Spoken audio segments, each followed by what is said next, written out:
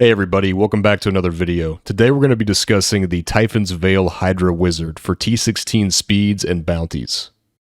Now of course the Tal Rasha Meteor Wizard in Season 28 is extremely powerful and pretty much good for all content in the game, including T16.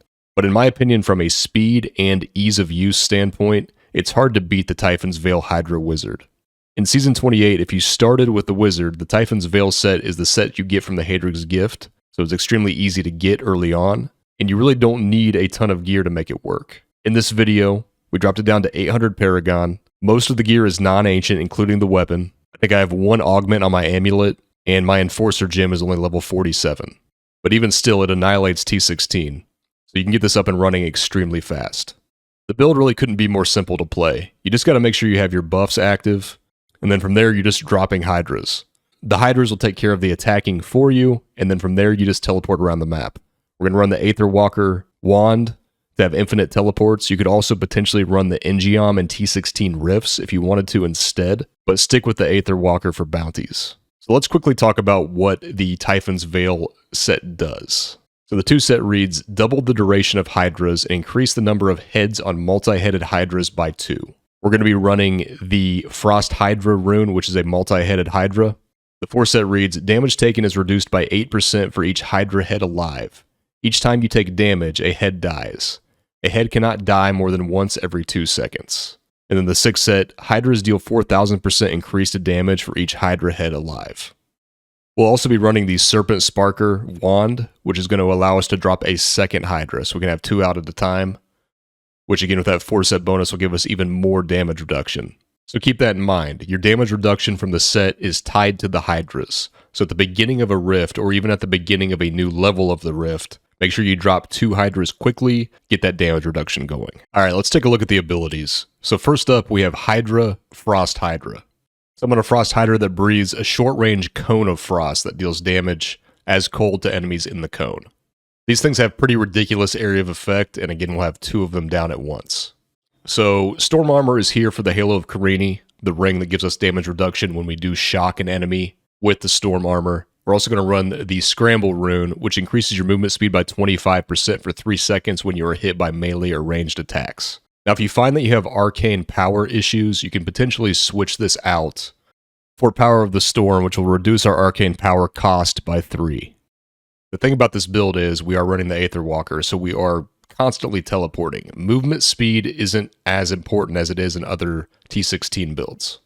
But that teleport does cost arcane power with the Aether Walker, so we have to make sure we're able to sustain that arcane power. Then we have Magic Weapon Deflection. Magic Weapon's going to give us 10% increased damage, and then also an Absorb Shield for 4% of our life when we attack. This is not mandatory to the build, this is kind of just click and forget type of ability, which is always nice. You could absolutely switch this out for something like Black Hole with absolute 0. Alright, then we have Teleport Wormhole. So this rune, after casting Teleport, you have 3 seconds to teleport 1 additional time. The great thing about that second teleport is it does not cost arcane power.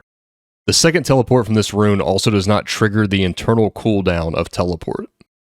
So you're able to actually teleport twice in a row before you get that quick internal cooldown to then be able to teleport again. Then we have Familiar Arcanaut. So this is another, at the beginning of the rift, click this, it's going to be a buff on your character for 10 minutes, and while the Familiar is active, you regenerate 4.5 arcane power every second. Then we have Blizzard Apocalypse. So this doesn't need to be cast very often, and to be honest with you, you could probably just drop it completely in favor of some other ability if you wanted to. It's mainly there because it pairs with the Winter Flurry offhand. So while enemies are in a blizzard, they're going to take more damage from our Hydras.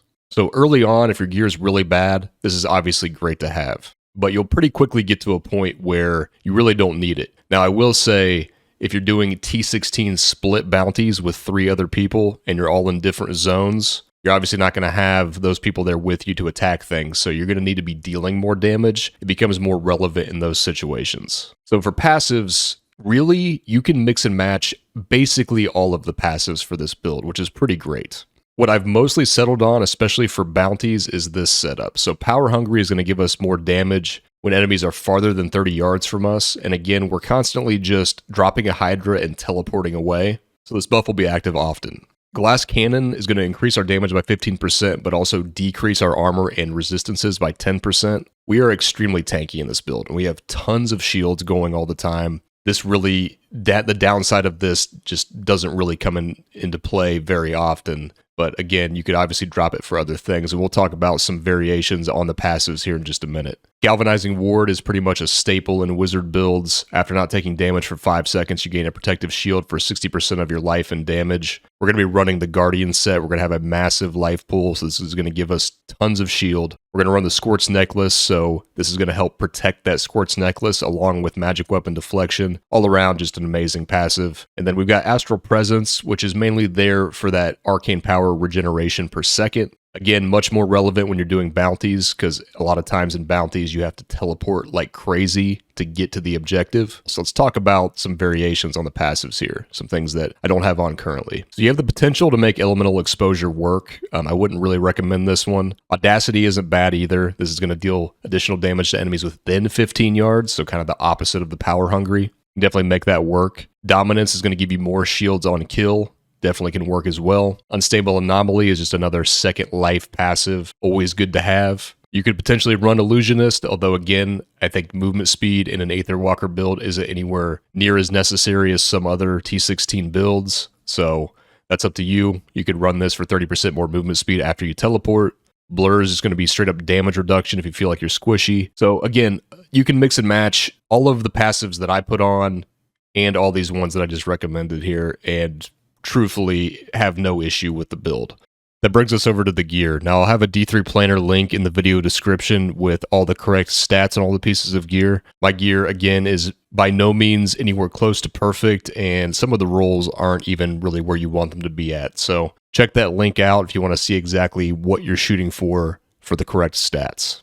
So we're running 5 pieces of the Typhon's Veil set, the boots, the pants, the chest piece, the gloves, and the shoulders, and then the Ring of Royal Grandeur in the cube to get the 6-piece bonus, the Guardian's belt, and the bracers, and then again the Ring of Royal Grandeur, so we have the 3-piece bonus of that.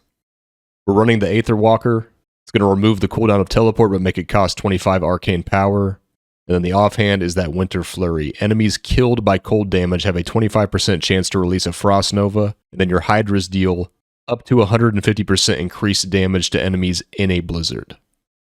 For rings, we have the Halo of Karini. You take less damage for 5 seconds after your Storm Armor electrocutes an enemy more than 15 yards away. Pretty much a staple damage reduction wizard item. And then we're also going to run the Stone of Jordan, which is going to give us cold skill damage and damage against elites. The necklace is the Squirt's Necklace. We're going to have a ridiculous amount of shields. This will be basically up all of the time. Not only do you just not really take any damage in this build, but you're also just teleporting around so often that things aren't even getting a chance to hit you a lot of the time. And then the helmet's really important, the Magistrate. Your Hydra is now periodically cast Frost Nova and deal up to 300% increased damage. So just a massive damage multiplier for our Hydras there. Very important to the build. For legendary gems, we have the Boon of the Hoarder. You're going to get more gold out of this and also movement speed when we pick gold up. Bane of the Trapped, more damage against crowd-controlled enemies.